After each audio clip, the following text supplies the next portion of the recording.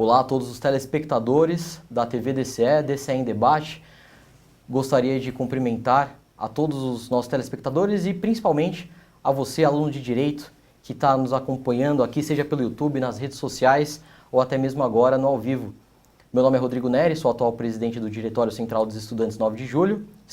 Temos uma sala física, estamos localizados aqui para representar todos os alunos da Universidade 9 de Julho, no 10º andar aqui da Unidade Vergueiro da Uninove. Hoje, nosso tema é LGPD, Lei Geral de Proteção de Dados, e temos aqui hoje dois dos nossos ilustres convidados, professor Vitor Hugo Dantas das Dores Freitas, perdão, professor, e nosso convidado Paulo Roberto Moreira. Palavra, primeiro, professor. Posso? Claro, professor. Bom, em primeiro lugar, quero agradecer, né?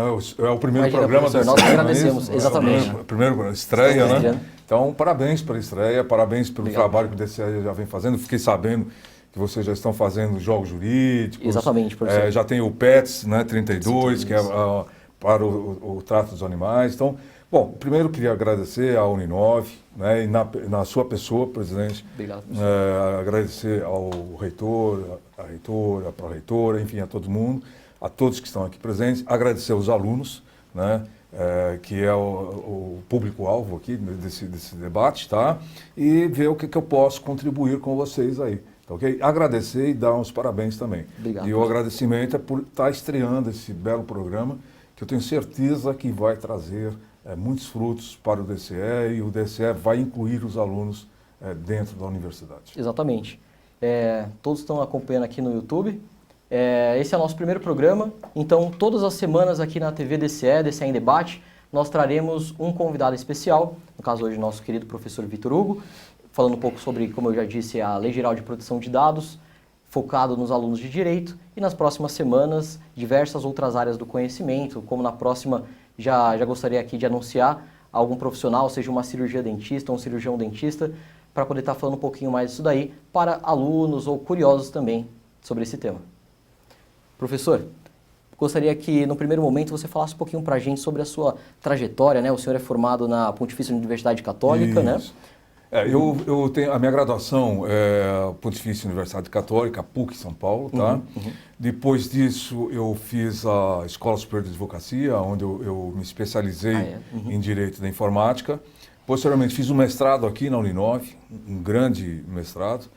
E atualmente, quer dizer, estou pulando, né, algumas coisas, atualmente sou professor aqui da Uninove. Fui presidente da Comissão de Ciência e Tecnologia da OAB do Estado de São Paulo. Atualmente sou presidente da Comissão de Ciência e Tecnologia da OAB de Pinheiros. Né? Eu estive no Comitê Gestor da Internet do Brasil como vogal suplente representando da OAB. Também fui presidente do Conselho de Usuários da Embratel, NET, claro, Vivo. Também representando a sociedade e o público. Tá? Sim, sim. Então, enfim, eu tenho aí assim, é bem eclético o meu currículo. Se falarmos aqui também tudo, nós aí nos nós vamos prolongar nos perder. até... Mas então ficamos só aqui nos três aí. Mas é isso aí, a minha trajetória é essa, estou muito contente, primeiro com relação ao mestrado aqui, e estou muito feliz em estar ministrando aula para esses alunos fabulosos que têm aqui na Uninove, tá? E já adiantando, tá? É o seguinte, eu fiquei surpreso, né? Eu já estou aqui desde 2015, mas já fiquei surpreso com a inclusão digital que a Uninove faz através das salas do futuro. O ambiente virtual de aprendizagem. Exatamente. O aluno quer, ele procura ali no ambiente virtual de aprendizagem, ele já tem todo o material ali necessário. Quer dizer, exatamente. Ele tem um mundo, o mundo cibernético, ele já entrou, ele está ali, está usando aquilo aparelho. Inclusive, eu venho notando também um investimento cada vez maior aqui da Uninove, né, nas bibliotecas virtuais. Isso. Para todos os públicos, público de medicina, público do direito e assim por diante. E é importante a biblioteca virtual. Extremamente. Porque, veja, o aluno está lá na divisa de Diadema, Itaquera, para ir numa biblioteca é complicado, né? Então, se ele tem essa biblioteca virtual, eu acho que ele está incluído. Exatamente. Né? Então, aí o mundo está aberto. Basta o Wi-Fi ou 4G que, 4G. do ponto que o aluno estiver, ele consegue acessar. A gente mesmo faz usuários aqui, então já acessa ali também. Exatamente. Né? E legal, o Paulo também, né, Paulo? O Paulo, ele é nosso diretor de Relações Acadêmicas no Diretório Central dos Estudantes. Também membro, né, Paulo, da comissão da OAB Pinheiros. Sim, sou. Pode falar um pouco aí também do seu histórico aí, como você vem... Meu histórico não é tão vasto como do não, professor, tudo mas bem. dá para... Tudo bem. Né? Bom, sou estudante de Direito do 8º semestre da Uninove. Eu costumo dizer que a Uninove foi um momento de renovação na minha vida acadêmica, porque eu vinha de 2 frustradas tentativas, né, de tentar cursar o Direito, tranquei e até comentei com a minha mãe, falei assim, mãe, é a minha última tentativa, se eu não conseguir eu desisto. E parece que quando eu entrei na Uninove foi uma coisa assim, sabe quando você toma aquele banho que você fala, tô renovado? Porque as oportunidades foram crescendo. Com certeza. E aproveitando até a oportunidade de estar ao lado do professor, ele foi a primeira pessoa que me deu como posso dizer, não digo a experiência, né? Oportunidade porque quando ele teve o programa ESA Contraponto, na qual ele era presidente da Comissão de Ciência e Tecnologia da OAB, eu fiz parte, né? Fui entrevistado ao vivo, até mesmo com o antigo presidente, Dr. Marcos da Costa, e ele me chamou para fazer parte da comissão. Então era um tema diferente para mim, porque eu não sabia a importância do direito digital na atualidade e para o acadêmico de direito. Então foi quando eu comecei a deixar minha cabeça mais ampla ao direito digital, né? Foi quando eu comecei a ter interesse em fazer cursos na área. Eu fiz alguns cursos de lei da informação e eu achei importante isso. É super importante, né? Essa busca pelo conhecimento extracurricular, né? Não, Acho eu que achei agrega demais bacana, isso. porque é o seguinte, eu convidei o Paulo e convidei mais... Eu tenho na nossa comissão lá da OAB de Pinheiros, né, nós temos uma comissão, ela é multissetorial, então nós temos professores, nós temos engenheiros, temos várias coisas, e temos estudantes. Aí o Paulo, então, já está desenvolvendo na comissão a parte do estudante. E nós fizemos, então, um workshop, não é isso? Sim, Né? Lembra, sim. Paulo? Nós fizemos um workshop onde só os estudantes faziam palestra. Então, foi uma coisa sensacional. Porque até então o estudante não tinha esse espaço dentro da ordem, né? Sim, sim. Então, agora ele está tendo esse espaço. Então, Isso é o Paulo falou sobre... Eu falei sobre a perspectiva do acadêmico de direito, Isso. porque o que acontece, muitos estudantes de direito, quando iniciam o curso, eles entram perdidos. O que eu quero ser? Eu quero ser advogado, eu quero ser delegado, eu quero ser juiz, não sei o que eu vou fazer. Né? No meu caso, no primeiro semestre, eu já começava em palestras da OAB. Então, por exemplo, a minha primeira palestra foi Direito Previdenciário, mas eu não tinha isso no primeiro semestre, eu não sabia o que era o Direito Previdenciário. Mas eu criava algo na minha cabeça do quê? Eu tenho que saber. Eu tenho que ser melhor do que aquilo que eu pretendo ser. Com certeza. Eu acho que o acadêmico de direito, quando ele inicia, ele tem que ter essa perspectiva. Um comprometimento. Um comprometimento Né? dele supostamente alcançar algo maior do que ele já pretende. Né? Inclusive, nessa palestra que eu ministrei, eu diferenciei um pouco do objetivo e do sonho. Né? Porque o sonho você sonha que é milionário, mas quando você acorda, você está em outra realidade. Né? E o objetivo não, o objetivo você luta diariamente para alcançar aquilo. Né? Então, desde quando eu ingressei no primeiro semestre de Direito, eu coloquei um objetivo na minha carreira. Né? Como todo mundo sabe aí, eu quero ser delegado de polícia. Né?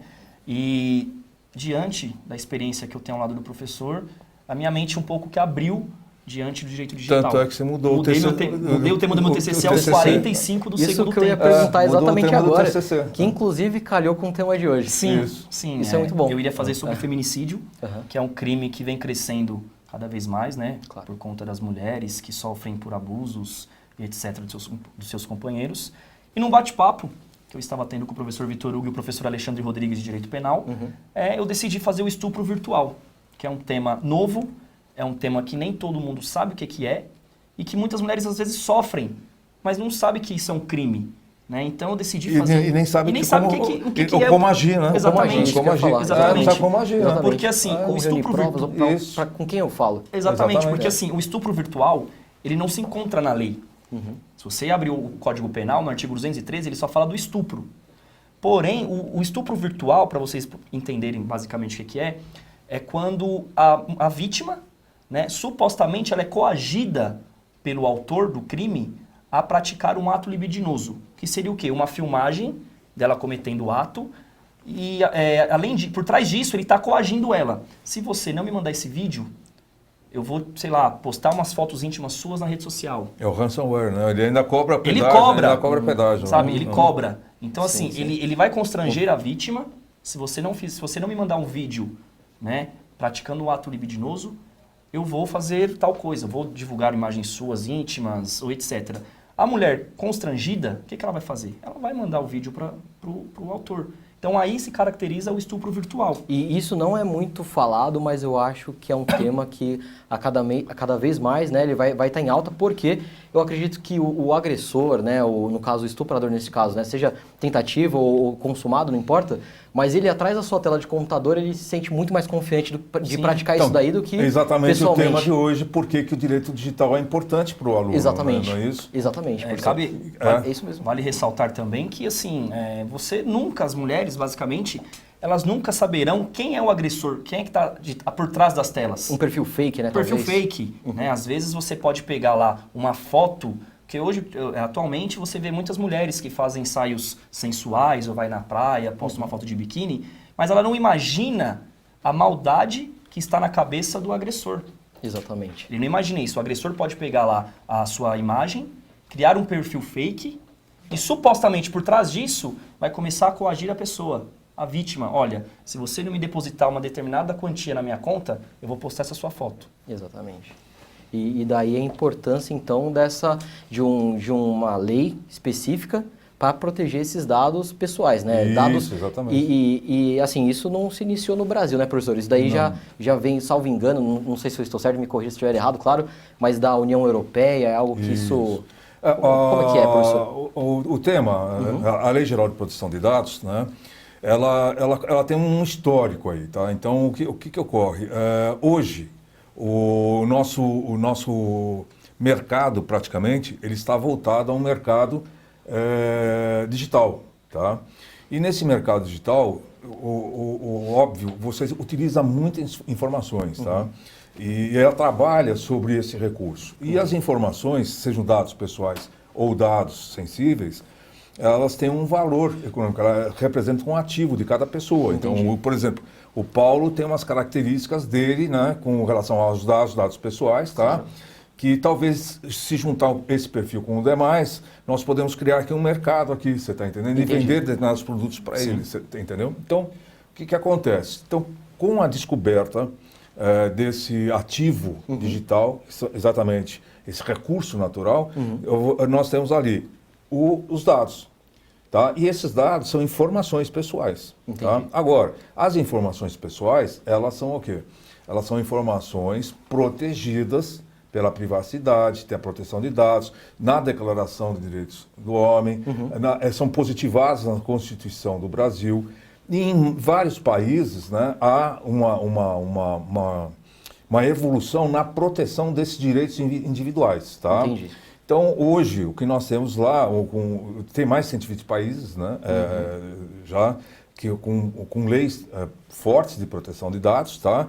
A mais recente e a mais forte é o Regulamento Geral de Proteção de Dados da União Europeia, tá? E o Brasil se inseriu nesse contexto por quê? Por dois motivos, tá? Primeiro, porque para que ele possa fazer o negócio com a União Europeia exige que ele tenha também um tratamento de dados compatível, tá? Na proteção de dados, tá? Então, lógico, que se o Brasil quiser negociar ou mercantilizar com a União Europeia, ele tem que adotar esse sistema, um sistema próprio. Esse seria o aspecto político, né, então? Isso. E aí você tem desse mesmo lado, você tem agora o aspecto jurídico, que é a proteção desses dados, da privacidade. Tá? Então, o que ocorre aqui? Então, nós estamos hoje, né, no Brasil, nós estamos diante de dois princípios. Tá? Nós temos o princípio da transparência, correto, porque todo órgão público ele tem que dar transparência aos dados que é utilizado, correto, e as empresas privadas também têm que dar. Então é o seguinte, olha, o Paulo vai fazer um pedido, um aplicativo lá no Amazon, sei lá, tá? Ou num site qualquer. Então eles pedem ali uma série de dados, o nome, o SIC, o RG, o endereço. Mas até mesmo o gosto pessoal. O gosto pessoal. Facial, então, né? Que isso. hoje... E aí em cima disso eles constroem seu perfil de compra. Né? Então, às vezes você chega ali e fala, olha, você está consultando 3 computadores lá, no dia seguinte você fala, olha, com base na sua consulta está aqui um novo computador, tá? O que isso significa? Significa que eles tiveram acesso aos seus dados, estão trabalhando esses dados. Tá? Entendi. E agora fica a pergunta, você tem. Então, do lado das empresas privadas, elas têm que dar uma destinação correta a esses dados para que não haja abusividade, tá? Do lado do setor público, da administração pública, você tem o princípio da transparência. E do outro lado, você tem a Constituição que protege esses dados. Entendi. E aí, como é que você faz isso? Como é que você compatibiliza isso tudo no mundo, tá? Então, surgiu esses marcos históricos, por exemplo, que a União Europeia tem o Regulamento Geral de Proteção de Dados, e no Brasil, a Lei Geral de Proteção de Dados. Tá? Correto. Que é mais ou menos semelhante ao regulamento da União Europeia, com algumas diferenças. Correto. Tá? E dentro desse contexto, eu li um pouco antes, né, sobre a Lei Geral de Proteção de Dados, é algo novo, e eu percebi que existe uma diferença entre dado e informação. Isso. Existe, né, professor? Existe. Olha, é assim, o dado em si mesmo, e aí a legislação, ela peca um pouco, né? Por quê? Correto. Porque o dado mesmo, em TI, em tecnologia, não representa nada. Por exemplo, você pegar um número 1, 2, 3, 4, esse número aí... Ser uma referência. Não, 1, 2, o que significaria isso? O dado por si só não representa nada. Agora, quando os dados são associados, você cria o que chamamos de tratamento de dados. Correto. Tá? E esse tratamento de dados, ele é bem cuidado, ele cria uma inteligência. O trabalho dessa inteligência é exatamente pegar esses dados, trabalhar esses dados de forma que ele possa conduzir a um determinado objetivo. Tá? Então, por exemplo, se eu tiver os dados bem tratados, bem apurados, num mercado super competitivo, eu acabo passando à frente dos meus competidores. Deu para entender? Concordo. Tá? Claro. Então, por exemplo, se eu tiver um seu perfil bem detalhado, tá, bem arrumadinho, esse seu perfil vai atrair muito mais a minha atenção do que o perfil dele. Então, esses dados, depois de tratados, eles acabam se tornando um ativo, que eu posso comercializar isso para uma empresa, por exemplo. Isso. Não digo seja lícito, claro, Não, mas não assim... é que você vai comercializar. A própria empresa, ela te oferece Correto. alguns produtos, algumas coisas gratuitas, por exemplo, um site gratuito, em troca do seu recurso natural, que são os dados. Que se enquadre no mesmo perfil. Exatamente. Então, o que acontece? Peraí. Você quer usar o Facebook, vamos supor? Claro. Tá, tudo bem. Ele é gratuito. Mas, por favor, antes... Mas me dá seus dados aqui, porque eu vou trabalhar com eles, vou vender os seus dados. Super importante. Você entendeu como é que Concordo, funciona? claro. Então, aí você se pergunta, mas como é que uma empresa na internet que oferece um serviço gratuito consegue sobreviver graças à captação desses dados e à mercantilização desses dados? Então, para que não haja, para que não haja um desvio desses dados, surge o LGPD, que tem alguns princípios dentro do LGPD, então que diz o seguinte, olha, você vai usar esses dados para que finalidade? Entendo. Esses dados só podem ser usados durante um determinado período de tempo. E você tem todo o direito, como cidadão, de mandar excluir os dados que você tem lá, que a empresa pegou, você está entendendo? Entendi. Inclusive, eu já vi alguns exemplos na prática, né? Quando você está mexendo ali no Google mesmo, você entra em algum site e eles oferecem um prêmio em troca dessas informações, que foi o que o senhor disse agora. Isso. E, então, por exemplo, você quer ter acesso ao determinado conteúdo aqui do site exclusivo, então antes preencha aqui seus dados, receba um e-book que fale sobre um tema específico e o usuário ali ele não faz a menor ideia de que aqueles dados estão sendo colecionados, colhidos, né, tratados. Às vezes você está navegando pela internet, né? Então tem os cookies, né? Os cookies. Os cookies eles ficam dentro do seu navegador. Então você visita um site, visita outro site, dentro do próprio site, quando você clica num link, ele já sabe para que site você foi. Entendi. E aí sabe para onde você foi. Então ele começa a criar um perfil. Tá certo? Tá? E às vezes o perfil pode estar errado, né? Por exemplo, já aconteceu um caso famoso em que uma determinada pessoa não tinha computador e ela precisava usar o computador do vizinho, tá?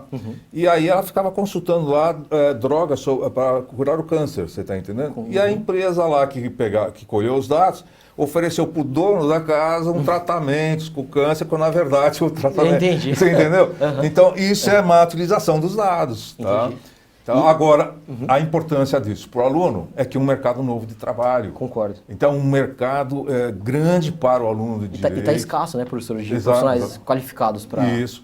Hoje, a LGPD exige um encarregado que faz a ponte entre o controlador e o operador de dados, que é o DPO, né?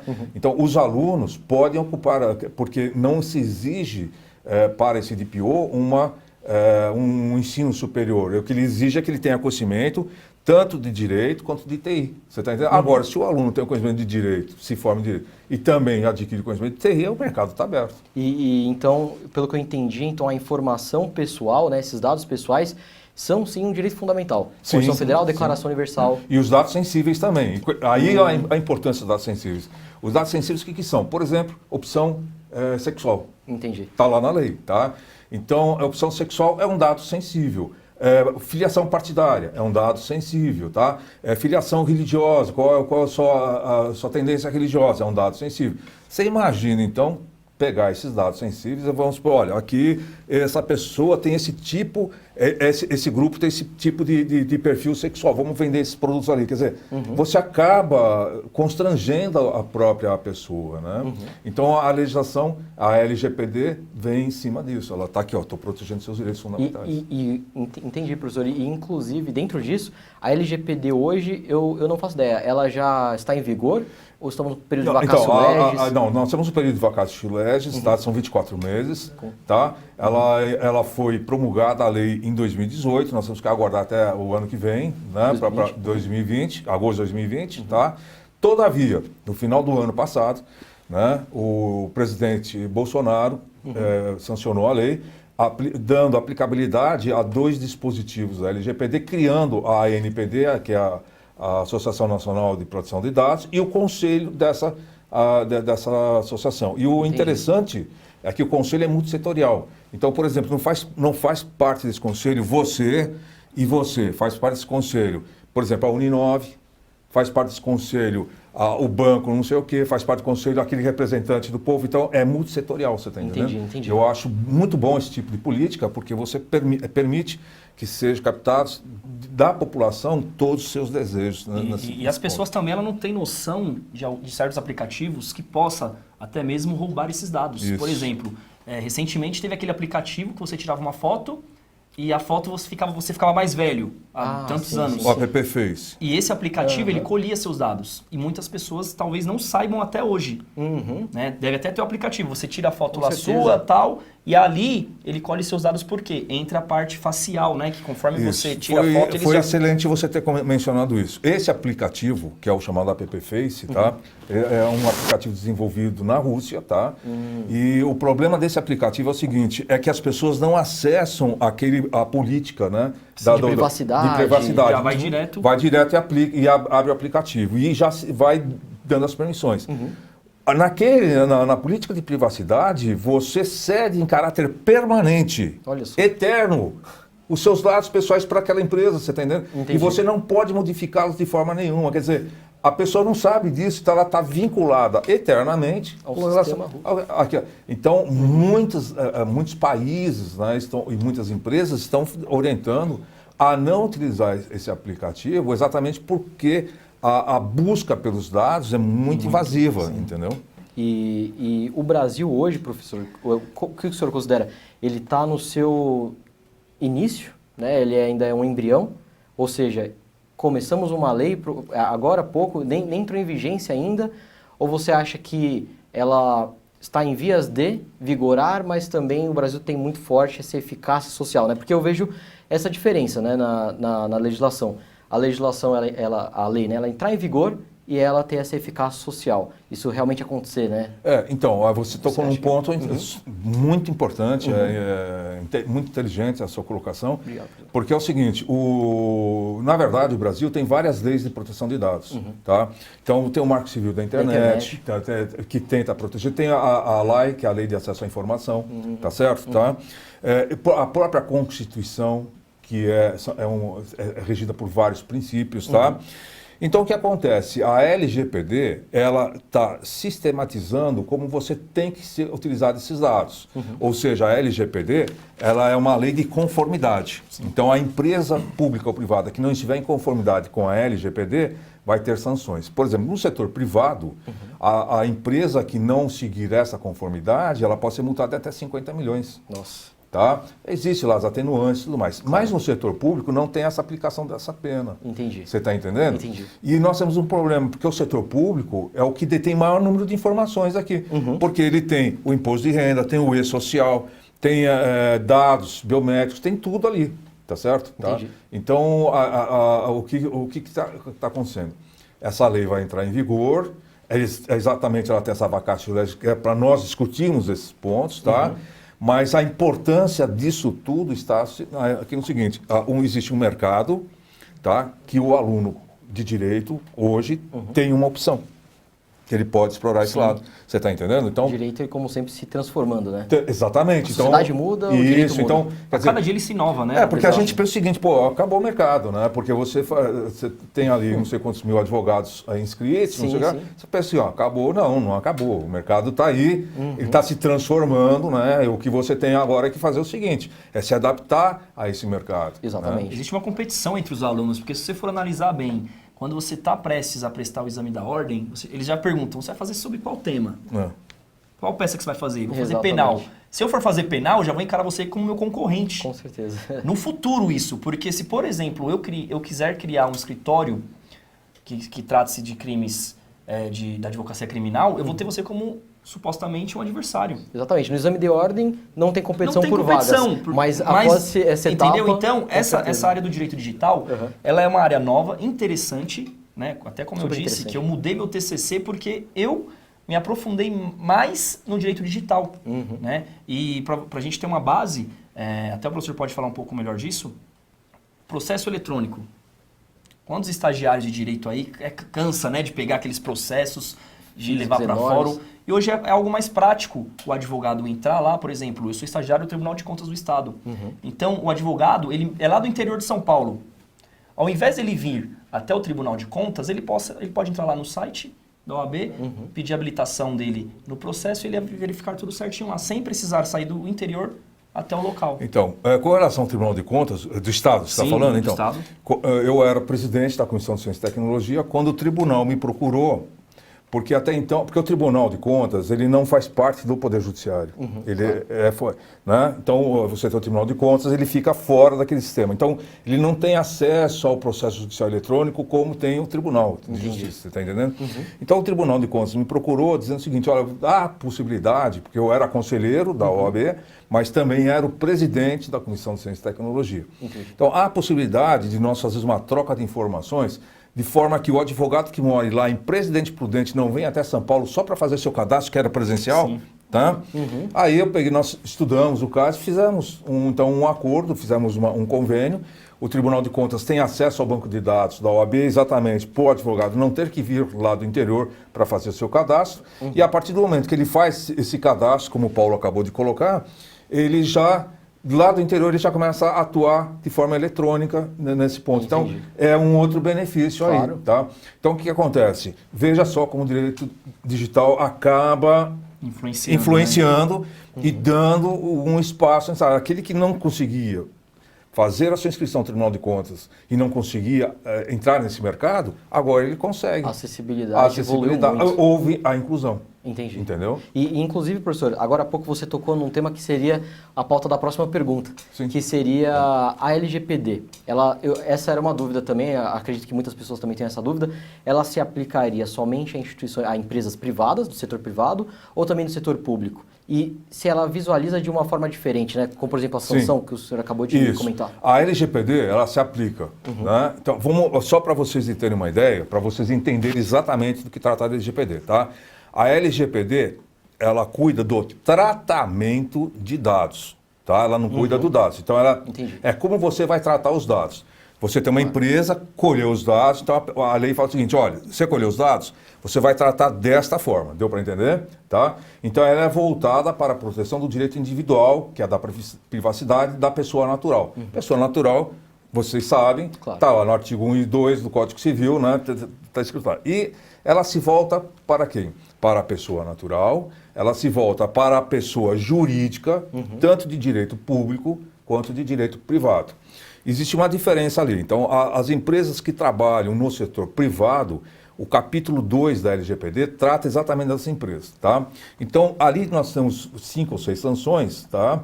Advertência, tal, e 2 delas são importantes, que são aplicações de multa, por exemplo, 50 milhões, e aí a multa diária, tá? Já no setor público, a LGPD também cuida dessa parte. Entendi. Todavia, ela retirou ali das sanções a multa e a multa diária. Correto. Deu para entender? Claro. Então, agora ficou o seguinte.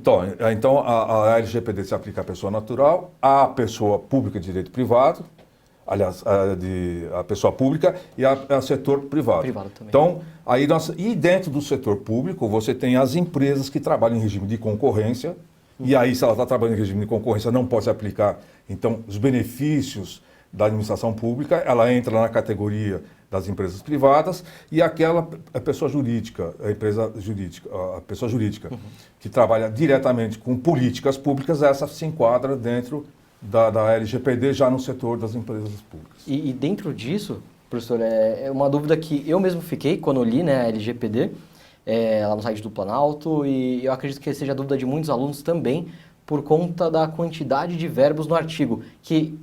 O que é tratamento de dados, né?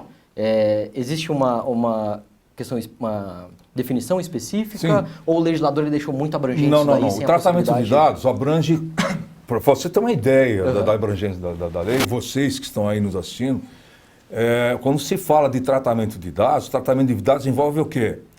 Tudo o que você possa imaginar. É a manipulação, é a captação, é a troca, o simples fato de você anotar o nome, tudo isso está na lei.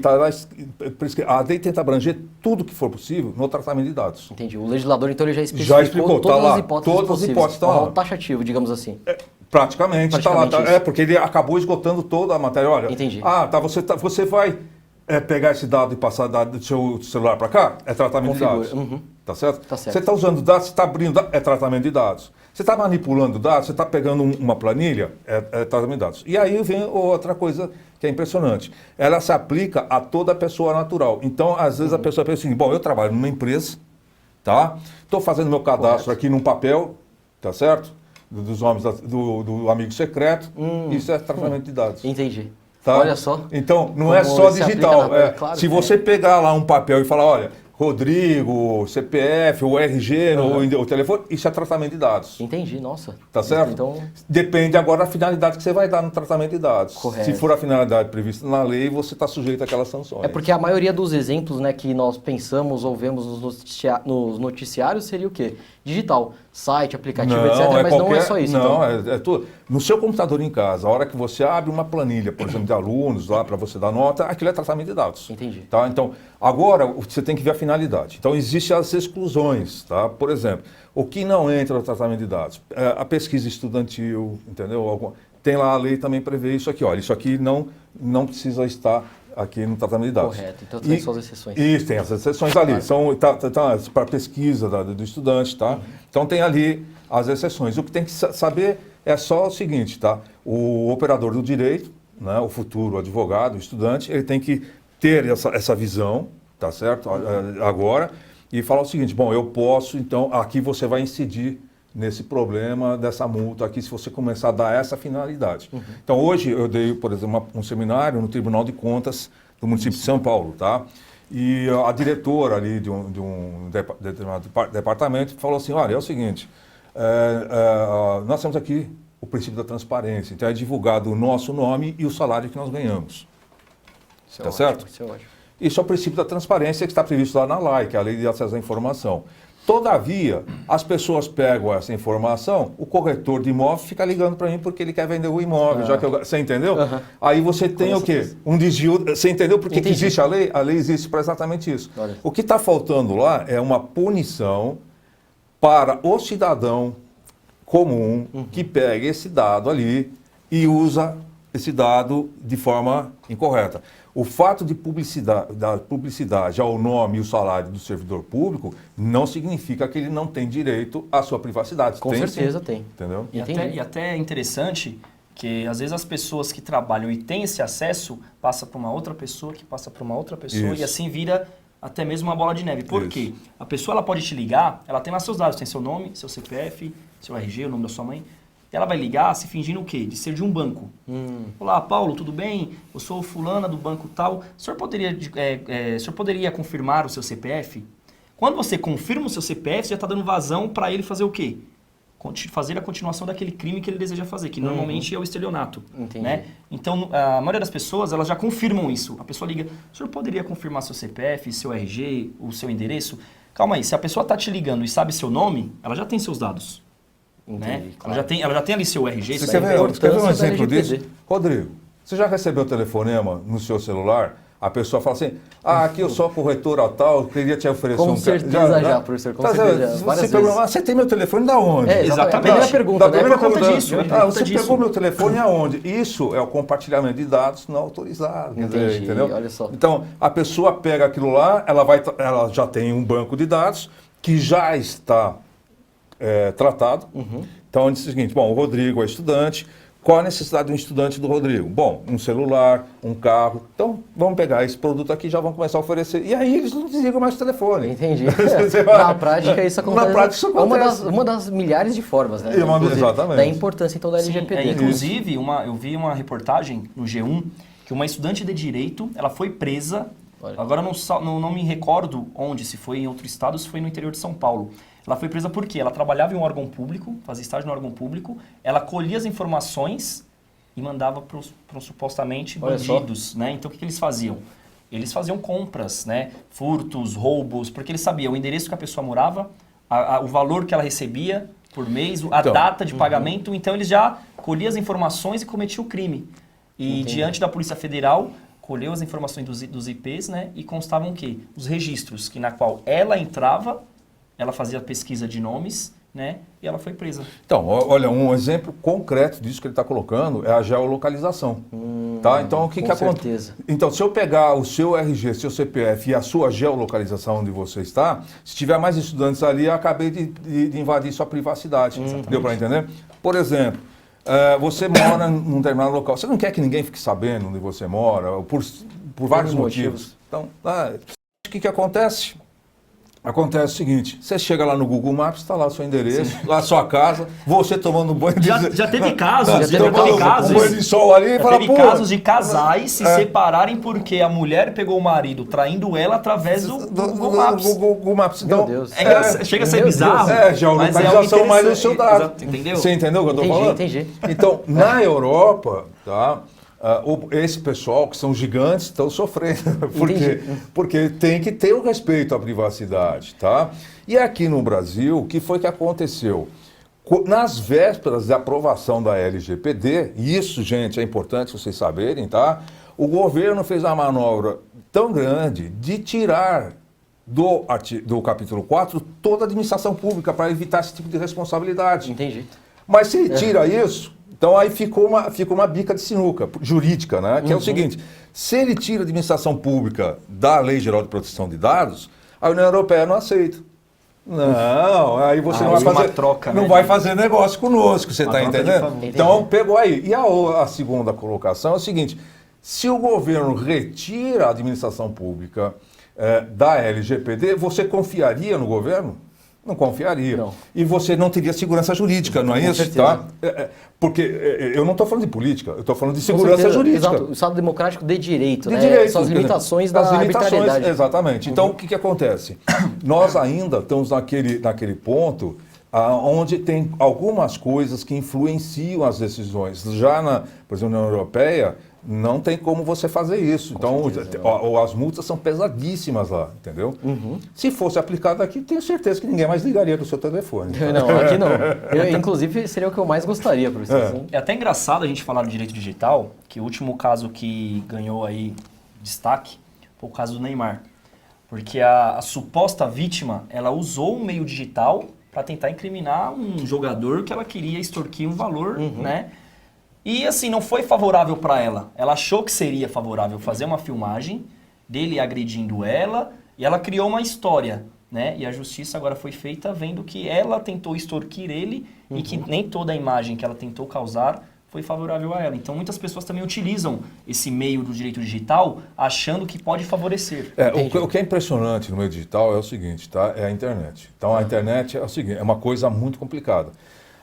Quando você, na mídia direcionada, que é o jornal, que é o papel, você está entendendo, a revista, quando você faz um caso desse, quando você faz uma denúncia, ou quando você coloca lá uma mentira, qualquer coisa, o alcance daquilo ele é limitado àquela circulação do jornal. Deu para Com você certeza. dizer? Na internet É global. É global. E não tem, depois que você soltou na internet, não tem como você... E fake news, que hoje é moda, né? O fake exatamente, news. não tem como você... Aí é a necessidade do advogado. E esse é um ponto interessante também, porque pelo que eu estudei aqui, a LGPD, ela tem esse alcance extraterritorial. Então, Isso, exatamente. Olha que legal. Ela é aplicada. Então, a LGPD tem lá o seu artigo primeiro, que diz o seguinte, tá? Olha, desde que o tratamento de dados seja feito no Brasil, tá? E a coleta seja feita aqui, vai incidir a lei. Então, pode ter uma empresa lá nos Estados Unidos, se ele coletou dados aqui, ele vai ter que seguir essa legislação. Como vai ser implementada isso, eu não sei ainda, tá? Mas vai ter que obedecer à legislação brasileira. E dentro disso, professor, até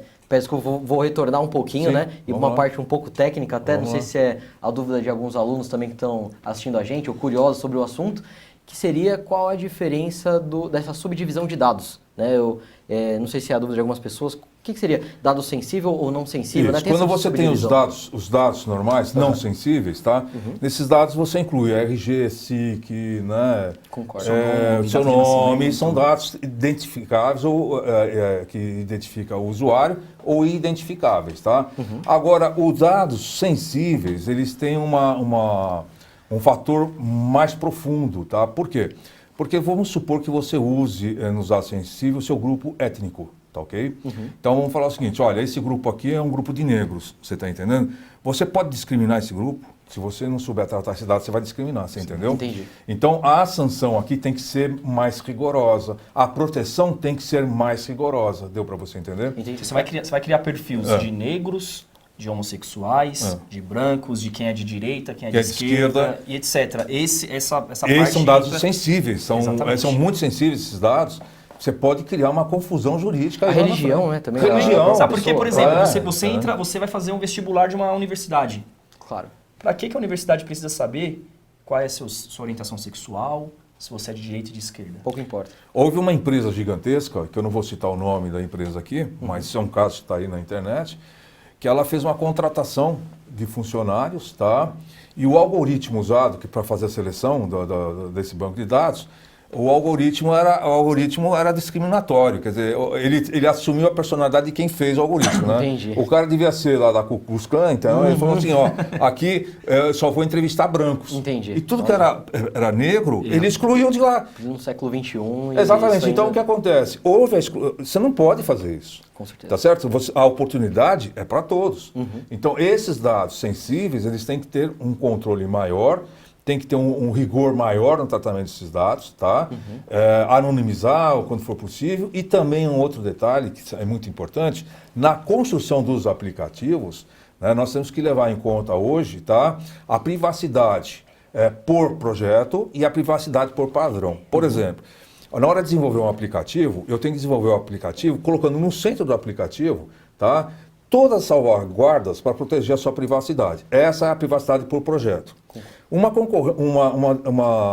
Uma saída para essa, que veio direto dessa, é a privacidade por padrão. O que acontece? É obrigar todos os aplicativos que são disponibilizados no mercado, eles não podem ter essa discricionalidade, não podem ter isso, pode ter aquilo. Então, ele é construído em cima da ética. Entendi. E nesse momento, né, em que o usuário ele fornece seus dados para a empresa, ele tem que consentir com a política de privacidade dessa empresa. Exatamente, é isso. E somente aquele clique já é o suficiente? Então, aí é que está. O famoso Por exemplo, uma das ideias, tá, por exemplo, de tirar a administração pública da Lei Geral de Proteção de Dados, é porque quando você vai dar o clique, você vai ter que reformular todo o sistema, você concorda? Concordo. Porque ali vai ter que ter o seguinte, se você vai dar o clique, você vai concordar com a sua a cessão dos seus dados, e aí vai ter que ter a finalidade, vai ter quanto tempo vai ser utilizado, tal. Quer dizer, isso impacta na economia. Quer dizer, eu vou ter que investir mais para a coisa ali, você está entendendo? Com certeza. E quando esse dado chega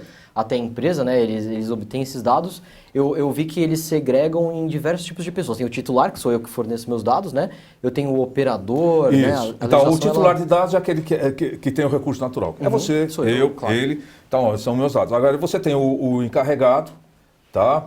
Você tem o controlador, que normalmente é a empresa, o operador que trabalha em nome do controlador, você está entendendo, tá?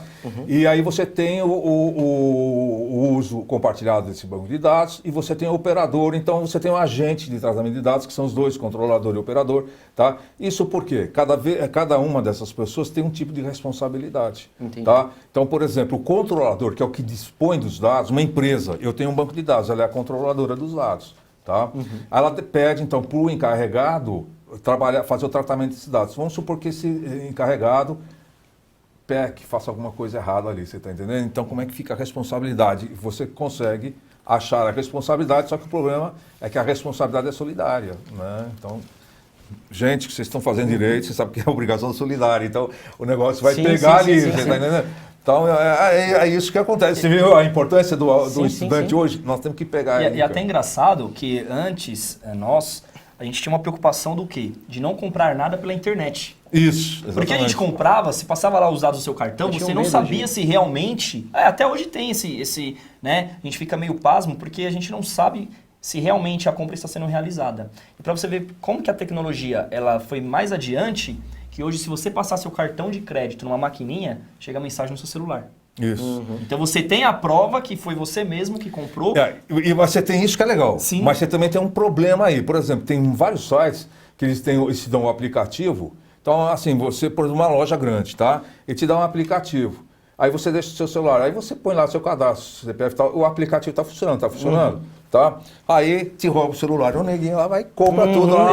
Exatamente. Você entendeu? Compra tudo, já muda o e-mail, manda pra cá. Quer dizer, até você tomar uma atitude, o cara já fez a loja inteira ali, você tá entendendo? Tá? Porque é a compra com um clique. Você clicou, exatamente. comprou. Essa era a grande dúvida, né? Às vezes uma criança pega o celular dos pais, ele coloca ali os dados e você até tocou num assunto interessante, porque a gente possa ver que existe bastante pedofilia na internet. Então, o que acontece? Muitos pais, eles entregam o celular à vontade para a criança e vai lá lavar uma louça e deixa a criança lá achando que a criança está o quê? Assistindo o desenho. Só que a criança, às vezes, dependendo da inteligência dela, ela já está ligando, ela está nas redes sociais. Comprou os mas aí mas é importante isso que eu colocou. Entendeu? Qual é a era que nós somos? Nós tínhamos a era dos pais analógicos. Exatamente. Sabe que o pai era a ligação por modem, tá? Hoje nós temos filhos, né, digitais. Exatamente. Tá. Na verdade, você entra num trem, você olha para os lados, todo mundo no celular. Você entra no metrô, olha para os lados, todo mundo no celular. Tem gente que é até atropelada, andando na rua com o celular na mão. Bate num poste, então, assim, por diante. Resumidamente, o celular ele tem seus pontos positivos e negativos. Hoje eu estava na palestra que eu dei lá no Tribunal de Contas, eu estou falando, o telefone tocando. Estou vendo ali, né? Tenta disfarçar. Eu tento disfarçar, eu que desliguei o som, mas aí eu vejo uma vez tocar aqui, outra vez tocar ali, outra vez... Quando terminou, eu fui olhar, né? O pessoal... tentam ligar para me dar um parabéns. Falei, gente, mas eu estou falando ao vivo. Você entendeu? Nos comentários. O pessoal esquece isso. Não, tá aqui, a comunicação é instantânea. A pessoa faz parte da sua vida ali. E por mais que a Lei Geral de Proteção de Dados ela tenha essa aplicação também no mundo físico, eu percebo que ela tem alta relevância, claro, né, no mundo digital. Sim. Nós partimos do rádio para a televisão, né, da televisão para o computador, do computador para o celular. Posso te dar um exemplo? Não é verdade? Até mais amplo disso. disso. Todo aqui. As últimas eleições. O atual presidente, ele ganhou através do quê? A campanha dele inteira foi pela internet. Exatamente. Ele era o único candidato que tinha menos recurso, né? Concorria com pessoas que tinham recursos maiores, e ele ganhou através do quê? Né? A campanha inteira dele foi pela rede social, dele, dos filhos dele, e tá aí, ó. Hoje ele... Né? Então, a gente vê que o marco da internet é fundamental. Então, nós temos aí, só para concluir, Rodrigo, se você permitir, nós temos aí 2 ou 3 fatos aí. Por exemplo, há denúncias, né, de que as eleições nos Estados Unidos, elas foram conduzidas através de aplicativos, né, porque faz 5 perguntas, já descobre o perfil da pessoa e tal, e vai para frente. Não sei se isso é verdade ou não, como é que está lá o negócio.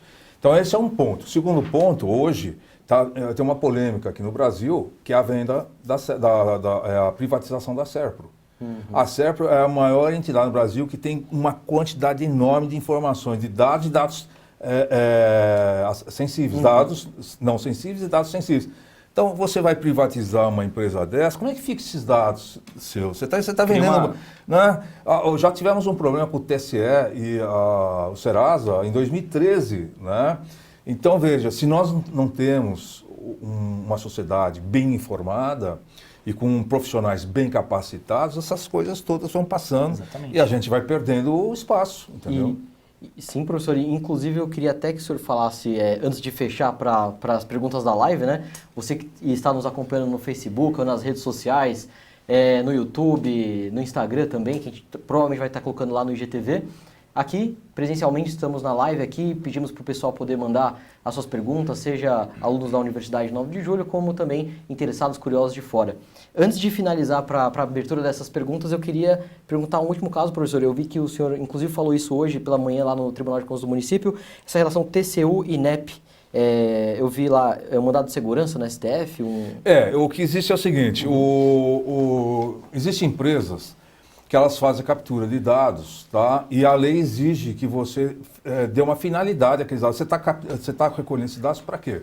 Tá? Bom, eu vou fazer uma pesquisa, uma pesquisa X, Y, Z, esses dados, a finalidade desses dados é para essa pesquisa. E o Tribunal de Contas é o seguinte, né, eu quero esses dados porque não sei o que lá, e a empresa falou o seguinte, não posso disponibilizar esses dados porque eu estou seguindo a lei. Eu sou o controlador dos dados e eu colhi esses dados para atingir esse objetivo aqui, que já foi alcançado. Aí o Tribunal de Contas disse, não quero saber, aqui você vai passar isso aqui. No que aconteceu, a pessoa entrou no Supremo Tribunal, não sei aonde foi, entrou com mandado de segurança, e o ministro disse o seguinte, o senhor tem razão. O senhor tem que cumprir a lei. O tribunal, na verdade, quando nós falamos de dados aqui, nós estamos falando de uma jurisdição privada. O Tribunal de Contas não tem nada a ver com isso, você está entendendo? Entendi. Então, foi um exemplo, hoje foi maravilhoso, porque foi um exemplo de que as pessoas, as empresas, inclusive no Brasil, têm essa consciência de que quando você faz o tratamento de dados, ele tem que ter uma determinada finalidade. É um exemplo extremamente recente, né, professor? Recente, exatamente. É muito bom. Né? E dentro de tudo isso, pessoal, acho que o tema ficou extremamente claro, né? Aqui, como eu disse mais uma vez, abrimos essa possibilidade dos alunos, né, curiosos, etc., poderem participar pela live. Nós vamos fazer um corte aqui para poder reunir essas dúvidas dos alunos, comentários, e vamos estar finalizando essa entrevista com o nosso querido professor Vitor Hugo. Obrigado. Trazendo, elucidando, né, algumas dessas dúvidas dos alunos. Então, em alguns instantes, nós retornamos. Retornamos aqui, pessoal, demos uma olhada então nos comentários, né, pelas redes sociais, Facebook e Instagram. E para não prolongar muito o vídeo, não se tornar um vídeo muito cansativo, acredito que vocês conseguiram entender aqui com a ótima explanação do professor Vitor Hugo, todo o conteúdo referente à LGPD, né, a diferença teórica, alguns casos práticos. E dentre essas diversas perguntas, selecionamos duas aqui para vocês. A primeira pergunta é, qual o maior desafio da proteção de dados hoje, professor? Da Nadlines no Instagram. Exatamente. Bom, obrigado. Então, posso responder? IV? Pode sim. IV, muito obrigado. Apelido. Obrigado. Eu acho que foi bacana, né? Acho que é bacana essa interação com o programa, Eu né? concordo, professor. Eu acho que estão aí, o pessoal não está alienado, está participando. Sim. Bom, o grande desafio hoje aqui da proteção de dados é a conscientização, tá, da população com relação a esses dados, tá? Então, na medida em que ela toma consciência de que ela tem um recurso natural, tá, e que esse recurso será utilizado para alavancar vendas de terceiros, eu acho que ela começa a parar para pensar o seguinte, bom, vamos começar a trabalhar direito como esses meus dados serão utilizados, tá certo? Tá? Então, eu acho que a conscientização é uma coisa muito importante, porque ela permite que o cidadão possa efetivamente exercer os seus direitos constitucionais, assegurados constitucionalmente, que é o direito à privacidade, à proteção dos seus dados e também ter aí um caminho de vida muito mais saudável. Então, evite, né, de colocar os aplicativos sem antes ler a política de privacidade, evite de entrar em sites que estão ali, não fazem a pergunta se você pode disponibilizar os dados ou não, quer dizer, tenha mais consciência e na medida que você tiver mais consciência, com certeza você será beneficiado com relação a isso. Agora, a segunda pergunta então, professor. Vamos lá. A segunda é, como fazemos para obter certificação para trabalhar como DPO da Verroche? Bom, Verroche, obrigado por estar aí participando, assistindo, ter a paciência de nos escutar. É o seguinte, a lei não exige a capacitação. Obviamente que para ser DPO, né, ou encarregado, você terá que ter algum conhecimento técnico a respeito do assunto, tá? Então, por exemplo, um bom DPO, ou seja, um bom encarregado, ele tem que ter conhecimento técnico tanto da área jurídica quanto da área de TI, tá? Ou seja, então se o estudante se preparar muito bem na área do direito e também tiver cursos de TI, ele já está pronto para ser DPO, você está entendendo? Tá? Então, evidentemente que a tendência será agora ter especificidade com relação a isso. Então, vão exigir esse diploma. Então, quanto mais certificados você tiver nessa área de tecnologia da informação, tá? E tiver conhecimentos da área de direito, vai ser importante. Por quê? Porque o DPO ele faz o que? A ponte entre o controlador de dados e a Agência Nacional de Proteção de Dados lá em Brasília. Entendeu? Então ele precisa saber do que ele está falando, tá? Então, quanto maior o conhecimento você tiver, melhor será. Muito interessante, professor. Então, ao longo da história do direito, né, o direito, como nós já dissemos, né, já explicamos, acho que ficou claro isso, a sociedade ela vai evoluindo, o direito ele evolui junto, e isso não é um movimento exclusivo do Brasil, né, ou de uma região, mas é um movimento global, 120 países já aderiram, né? Eu fiz um evento, Rodrigo, o mês passado, acho que o Paulo participou, não sei, foi o dia LGPD, não foi isso. E nesse dia eu trouxe 2 advogados internacionais, né? Um, inclusive, não falava português, e na nossa comissão nós temos uma tradutora instantânea. Olha, ele ia falando, né? E ela ia traduzindo, o pessoal já fazia a pergunta, ela já fazia. Que legal. Então foi muito bacana. E ele tem escritórios em Roma, Espanha, na Ilha de Malta, quer dizer, então é uma pessoa que está profundamente ligada com a Lei Geral de Proteção de Dados, lá da regulamentação europeia, tá? Claro. E deixou aberto lá para os estudantes lá da comissão e para os advogados o intercâmbio com o escritório dele, olha só. Por isso que é importante os estudantes participarem desses eventos, tá? O segundo palestrante que eu trouxe é espanhol, tá certo? Ele trabalha muito na União Europeia com relação a dados no setor privado e também abriu espaço lá para os estudantes, até trocaram já cartões e tudo mais. Que legal, olha, networking muito forte. Né? Exatamente. Então eu acho, esse é o futuro, entendeu? Agora, é aquilo que o Paulo falou logo no início aqui, o estudante tem que estar comprometido, né? Com certeza. Então, porque veja, se nós tivéssemos no universo, tá, 5.000 clientes e 2 estudantes, quer dizer, o comprometimento seria obrigatório. Agora, você tem a concorrência é muito grande, então você tem que estar muito bem atualizado. Tem que estar se atualizar diariamente, tem que estar comprometido, entendeu? O direito, ele exige isso, né? Ele exige, né? Então, se você não se atualizar, você vai ficando para trás. E as novas gerações vão te ultrapassando. Então, quando você for perceber, você já perdeu muito tempo e as pessoas já estão muito mais à frente. Não, e nessa época informática, a hora que você abre o olho, você já é obsoleto. Exatamente, né? Muda muito rápido. Muda muito rápido. E até um negócio legal, eu comentei lá no início, né, e isso ficou muito claro na conversa, né, nesse bate-papo, de que o estudante de Direito ele tem um tempo limitado na sua graduação, que são 5 anos, mas o mais importante, faça chuva, faça sol, ele trabalhe ou tenha que cuidar da sua família, não importa, é muito importante que ele busque esse conhecimento fora de sala de aula, né? Acho que até mais importante, às vezes, do que a própria sala de aula. Um pouquinho, não precisa dedicar o tempo Exatamente. Mas dedicar um pouco, só para ele não ficar desinformado. Exatamente. Porque o que mata é a desinformação. Porque, infelizmente, não tem, né, na grade curricular hoje do curso de Direito esse... O direito eletrônico. Exatamente, o direito eletrônico. Seria interessante colocar, né? Porque é um novo espaço, né? Tem vários princípios, né? Antigamente você falava de direito da informática, mas você utilizava o direito da informática como? Olha, é só o uso do Word, o uso não sei o quê. Então, na verdade, você estaria utilizando um ferramental. Não seria um direito da informática. Hoje, você tem um direito digital porque ele está impactando a sociedade. Ele está criando situações, né, onde você precisa agora do especialista nessa área. Existem diversos cursos. Eu mesmo participei de um congresso, não vou citar até a instituição, mas que eu basicamente tive um aprendizado muito grande. Né?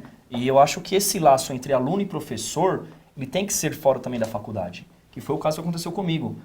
Eu comecei a ter um laço com o professor Vitor Hugo, fora da faculdade, hoje faço parte da comissão dele, né? E para você ver, eu tinha um entendimento de TCC e mudei por conta do quê? Desse conhecimento que eu tive dentro do direito digital. Você já vislumbrou lá no futuro, né? Então, mesmo que ele seja delegado, que ele participe, ele vai estar, talvez até atuando em crimes informáticos, crimes eletrônicos, crimes de alta tecnologia, entendeu? E até para finalizar, professor, né, acho que o bate-papo foi muito bom, Acho que agregou extremamente para todos os alunos, Agregou né? conteúdo, né? Para todos os curiosos de plantão aí, acho que agregou para todos, mas para finalizar eu tenho uma pergunta extremamente importante, né? Acho que a dúvida de muita gente também é, se eu estou sofrendo esse tipo de problema, né? O que eu faço? Existe uma delegacia especializada nisso? Tem uma delegacia de crimes eletrônicos, procura a delegacia, aqui em São Paulo tem. Foi o caso do Neymar, foi tratado exatamente nessa Nessa delegacia. delegacia. Os delegados, os sim, dois sim. que estão lá, são meus conhecidos, entendeu? Legal. São pessoas que conhecem profundamente, alguns delegados ali são meus conhecidos, conhecem profundamente direito de informática, conhecem profundamente. E agora, na semana que vem, dia 27, nós vamos ter uma reunião na Comissão de Ciência e Tecnologia. Estou levando um delegado de polícia que trata só de crimes eletrônicos. Ele está fazendo a implantação. Então, quem quiser participar, é só acessar lá no nosso site, é gratuito, é só ir até lá, participar. É conhecimento, né, professor? É conhecimento. Todo conhecimento ele é válido. Isso. E também queria, Rodrigo, se você permitir, eu recebi aqui um agradecimento de um estudante da Comissão de Ciência e Tecnologia lá conosco. Verdade, agora mesmo nós recebemos. Obrigado. Né? Ele não se identificou, né? Não falou o nome, mas agradeço a todos os estudantes da minha comissão lá, todos eles na presença aqui na figura do Paulo, que é o Paulo que está coordenando isso aí, essa parte lá. E assim nós finalizamos então esse primeiro TVDCE, DCE em Debate, né? Esse primeiro episódio aí voltado para, mais uma vez, a todos os alunos de Direito que queiram aprender um pouco mais sobre a Lei Geral de Proteção de Dados. Eu espero que você tenha gostado desse primeiro episódio. Se sobrou alguma dúvida, se você tiver alguma insatisfação, incertezas e alguma angústia, poste aqui nos comentários, né? Se você estiver pelo YouTube, se você estiver pelas outras redes sociais, Facebook, Instagram, o que seja, também pode postar lá ou mandar um direct que nós responderemos, né? Pelo DCE, você tem o @DCEUni9 pelo Instagram, no YouTube é TVDCE, DCE em Debate, e no Facebook, salvo o melhor juízo, @DCEUni9, tudo junto. Professor, as redes sociais também? Sim, do senhor? Eu queria agradecer então o convite, né? Agradecer ao Rodrigo. Rodrigo, obrigado, muito obrigado pelo convite. Eu que Paulo, agradeço, muito professor. obrigado. Para mim foi uma honra estar aqui com vocês, viu? Honra toda nossa, professor. Eu espero que vocês cresçam muito, que vocês tragam. Eu já fui estudante, né? Eu sei que a gente sofre, né, para chegar lá, então Exatamente. a gente precisa de apoio também do Centro Acadêmico, do DCE, do Diretório Acadêmico, para que nos ajude também na nossa vida profissional, né? E a gente faz a nossa vida aqui, a gente começa aqui, né? Eu fui vice-presidente lá do Centro Acadêmico 22 de agosto, até hoje eu tenho meus amigos, que a gente cria uma rede, Laços, né? laços fortes, né? Então, e aqui é o lugar de se criar esses laços. Exatamente. Então, parabéns também à Uninove por permitir esse tipo de atividade, que eu acho importantíssimo, porque ele está fazendo a inclusão do estudante, eu acho isso fabuloso. Tá? E está aí sendo bem democrático, está aqui, faça, né? Então eu agradeço isso, quero agradecer essa parte e me coloco à disposição. Então, se alguém quiser entrar em contato para participar da comissão, ou até, eu dou aula aqui de Direito Civil, Direito e Obrigações. Até vou fazer um corte, professor. Ó, você é aluno da Uninove, tem um professor, um mestre aqui na universidade, aproveite. Pode parar o professor, né? O professor é extremamente acessível, professor. Me encontrou no corredor, pode parar ali e a gente conversa. E tá lá, eu vou deixar meu e-mail, quem quiser participar ou saber mais, enfim, eu estou aí à disposição. Meu e-mail é vhf@uol.com.br.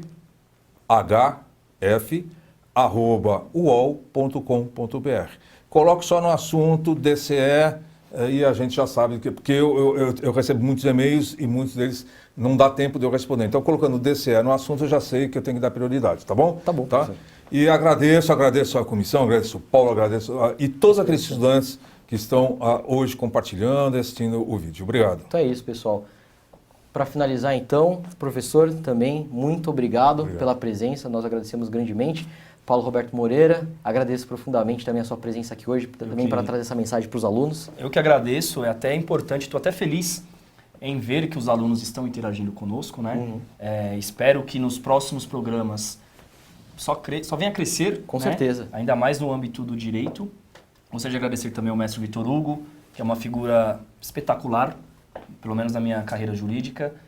E fico aqui também o meu convite, né? Se vocês quiserem, têm interesse em participar da nossa comissão, posso entrar em contato com o professor Vitor Hugo, até mesmo comigo, para quem sempre me vê pelos corredores da Uninove ou até mesmo nas redes sociais.